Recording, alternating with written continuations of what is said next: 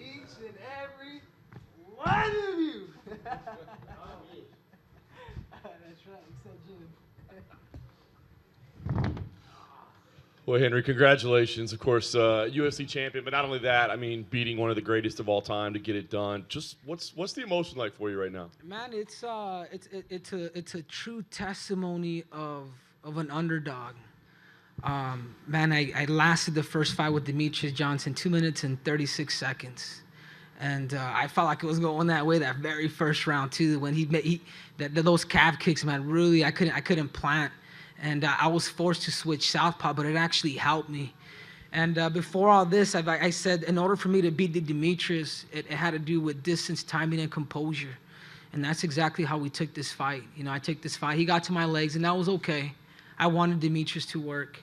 And man, this is surreal, man. This is surreal. This is a kid who grew up, who was born, 10 miles away from the Staples Center, the ghetto streets of South Central LA, to Mexican immigrants, to being an Olympic champion at the age of 21, where my mother wasn't able to go to the Olympics due to her citizenship status, to her becoming a U.S. citizen about 8 years ago, and then me now, 10 years later being an Olympic champion, now carrying UFC gold, man. It really is a dream come true. On August 19th, I became the youngest in history to ever win an Olympic gold medal, and on August 4th, I defeated the man, the myth, the legend, Demetrious Johnson, man. It feels super good. You touched on it, but what was going through your mind that first round? I mean, you're flopping around out there, struggling to stand. I think, all of us kind of thought, oh God, how's he ever going to come back from this? So what's going through your mind? It's the love to win, but I think more importantly is hating to lose, man. I hate second place. I absolutely hate second place with a passion. And losing to Demetrious Johnson the first time in a devastating fashion, that only motivated me. That put a chip on my shoulder, as you guys heard Captain America say. I says, man, Henry needed a chip on his shoulders. And because of defeat, I was able to fall in love with the sport of mixed martial arts even more so. Because, man, now there's a challenge. There's a guy on top of me. There's a guy that has a belt, and he's smiling, and I'm over there looking up at him like, damn, shaking his hand. And now, man, I feel like, God, I can rest, I can sleep. I had 3 goals in my life when I was 17 years old. I remember reading the book Rich Dad, Poor Dad. And I remember writing my goals down, and my number 1 goal in life was just to be a good husband and a good father someday. That was number 1 as a 17-year-old kid. Number 2 was to be an Olympic champion, was to be the best in the world in the sport that I just love. And then number 3 was to be a UFC champion. And I've done 2 out of the 3. Probably harder than ever. It might be hard being a good husband and a good dad, but some of you guys are like, the Bachelor's next, baby. Bring them out. Henry, how good did it feel to go back to your wrestling over here, man? It's just to get back to your roots.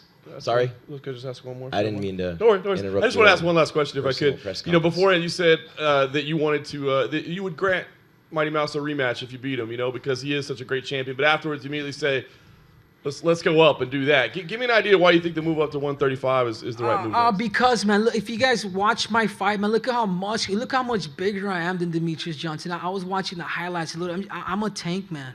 I can easily fill up into 135 pounds and feel good. And the other reason, too, they've always talked about TJ and DJ's super fight. They neglected Henry Cejudo in the promos. They neglected Henry Cejudo in practically everything. And I get it, because America's all about winners. And I get it. But now that I'm the winner, I'm asking, dude.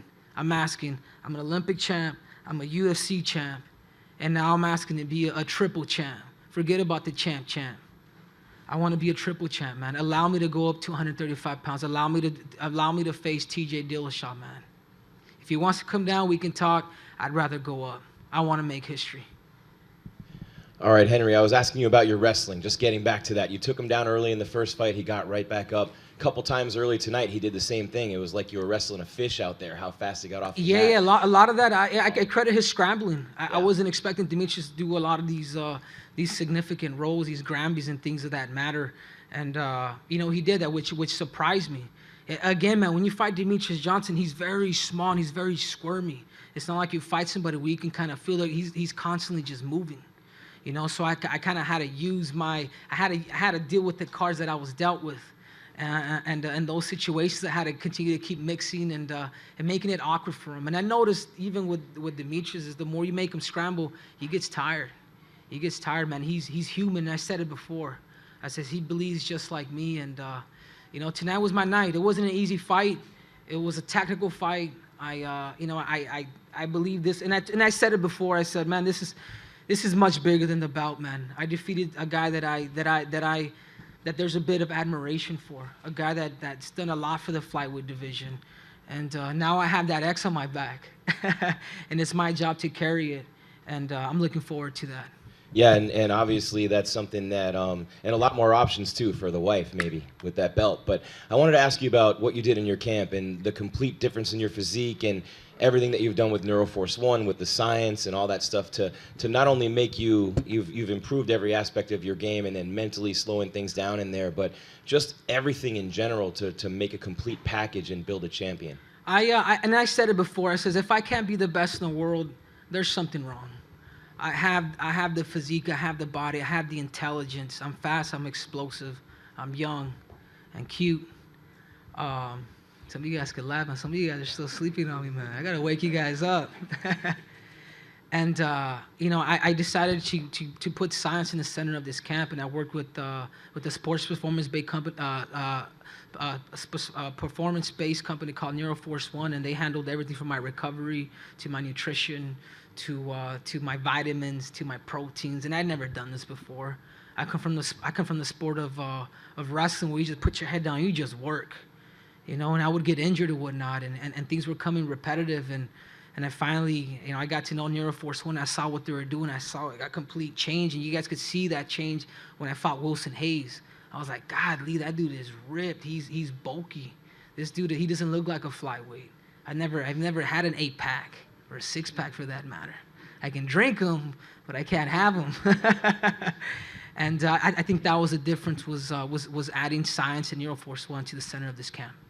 Henry, how much do you think patience tonight was a factor? Because, Demetrious is so fast and quick and he's moving, and you had to remain patient and stay in the game plan. Do you think that was a factor, especially early when he was moving so much? Yeah, absolutely. I think it was patience. I think that was key in timing and not allowing a lot of his movement to disorient me, because he moves a lot, man. He's super hard to hit, man. He's got a tiny head, like somehow it's big from the back, but his face is it's small, man. So when you fight Demetrious, he's a small target, and he moves. He's unlike any other flyweight, and I think that was a difference. Like, man, I gotta wait for my opportunity. I might have to get hit a couple times to give a good hard blow and then transition to my wrestling.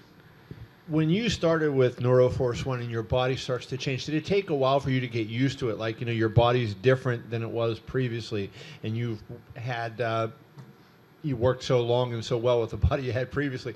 Did you have to, kind of adjust to it, and did it take a while for that type of training to filter down to where you saw results? Yeah, absolutely. And I was telling them, like, guys, I'm getting too big, man. I'm getting too muscular. I when they did the studies on me at the PCI Wellness, they from 3 weeks for me prior to going, I gained like 27% muscle mass on my legs. I mean, 27%. I mean, the scientists at the USCPI was like, man, what are you guys giving this kid? Like, what's and I'm clean, guys, by the way. Let me get that out there. But I think you would blame genetics too. My father, my mother, they worked hard. My mom never drank, my dad and vice versa, but he was a bodybuilder. He was, from the little bit that I know of him, very kind of muscular, so that was kind of brought down to me, genetically. I just wanted to ask you a little bit about your personal background. Like, you've gone through that. You wrote a book about all the things that happened to you and all the kids sleeping in the bed and your dad stealing the Christmas presents the one year and all that stuff. Mm-hmm. But did you think of any of that? Because, you had so many lows in your life and, starting in Los Angeles where you were born and going through your life. And did any of that flash through your mind tonight after Dana wrapped the belt around your waist and, you exulted in the win? Did you think of where you had come from and all the low, hard times you had? Yeah, absolutely. And I always tell people, we're poor in material, but we're rich at heart. I had a mother who was very religious growing up, and she had the attitude of no excuse, and she never allowed us to play the victim role. We were always challenged by my brothers and sisters It's different because I'm a son of immigrants, and the way you grow up, it was different. And I was just telling these stories with these guys. I remember when I was a kid, and I never felt embarrassed. I remember going with my mom to the store, and we would go shopping for food. And I remember we would come back, and I would literally walk with her like the whole time. And this is in the middle of the city, with a shopping cart just full of food into our apartments. And I never really felt embarrassed. I've always felt like, man, this is my mom, this is my family. And I've always taken a lot of these methods from the day I was a kid until now. And it's just awesome to be able to see what hard work, what dedications, what the mindset of an immigrant can do to a kid, son of immigrants, to the stardom, man, to being on top of the world again, to shocking the world 10 years later, man, from the age of 21 and now 31, beating the pound for pound best fighter in history. Henry, coming in, first thing you said when you came into the press conference here, you all doubted me. Every single one of you doubted me. How much more sweet is this victory to you, knowing that you were pretty much considered coming in the afterthought? Yeah, I think it's life, man. It's life. This wasn't. I've always saw it this way because I believed in myself. This wasn't David versus Goliath, man. This was David versus David. That's the way I saw it. I know a lot of you guys saw, David versus Goliath or somewhere along those lines. But I had a team that believed in me. I believed in myself. The mindset of being a winner never left me. It really never did it, man. It couldn't. I still allowed that fire to burn inside me. I put myself in deep waters, and that's just what happens, man. It's to me, it's more based on action than just talking about it. I went back into the gym. I was mad for a couple weeks after the Demetrious loss. I was mad. I don't even think I came out of my room for a while, but I came out of that rut, and I used that as a motivator, and here we are today. I'm here from Colorado Springs. I'm just curious, moving there at such a young age and kind of essentially becoming a professional athlete at that age, how important was it to have this next step so you had something to transition to after you had dedicated so much to wrestling? I did, and I think that's what the sport of mixed martial arts does.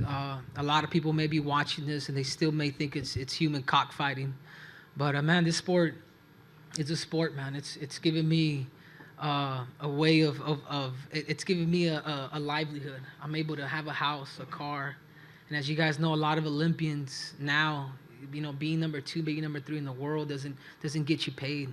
A lot of these guys are living minimum wage, and what the sport of mixed martial arts does, man, it gives me opportunity. 6-7-figure paydays, man. This is awesome. At 125 pounds, you don't have to be Mike Tyson. I'm doing this at 125 pounds, and that's beautiful. Henry, right here. As a Hispanic American, it's been since Kane we haven't had a champion. What does it mean that you're the face of the Hispanic market now in the UFC? I think so, man. I may not be that, probably not as cute as De La Hoya, but it feels good. It feels good. It feels good to carry that torch, man. It really does. It feels good to. I'm a blessed human being, man. I'm a very, very prideful American, and also my heritage, man. I could never forget it, man. I just can't, man. I love Mexico. Actually, after this fight, I'm actually heading out to Cancun and relaxing and enjoying the people, the food, and everything else you guys want to know about. Henry, you were a little bit reluctant a couple days ago to talk about like fate and destiny being at play, but in your heart, did you truly believe even back then that this was going to happen, and do you believe that now? Yeah, I mean, you in your mind, you premeditate these moments of you strapping that belt around your waist. And it could be a lot easier if it wasn't Demetrious Johnson, because that goes through your mind. But I've always saw him as a challenge. I've always saw him like, man, I have a bit of admiration for that guy. It's like beating Demetrious Johnson was much bigger than this UFC belt, man.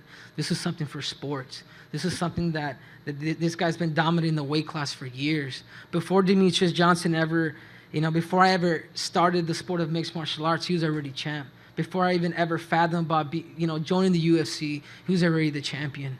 And that guy motivated me. That defeat just made me stronger. Yeah, Henry, when you were up there and the decision was being read, were you worried at all? It was a pretty close fight. Yeah, I felt like it could have gone either way.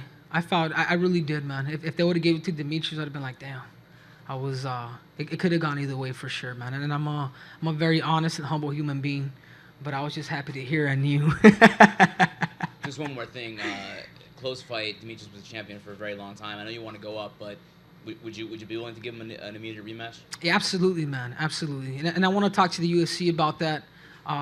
He would deserve it, but like I said before, man, TJ has always thought about going down.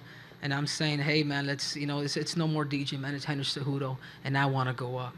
Let's do it, man. 135 pounds. I'm willing to challenge the champ. Thank you, guys. Hey, do you guys know about the bonuses? Did I get one or no? Oh, I wasn't cool enough. I haven't seen him yet. All right. Thank you, guys.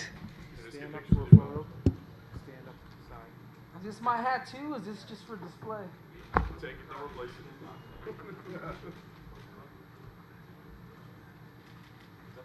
I never felt comfortable putting up the number 1 or 2. You're the best in the world, man. But I can officially do it now.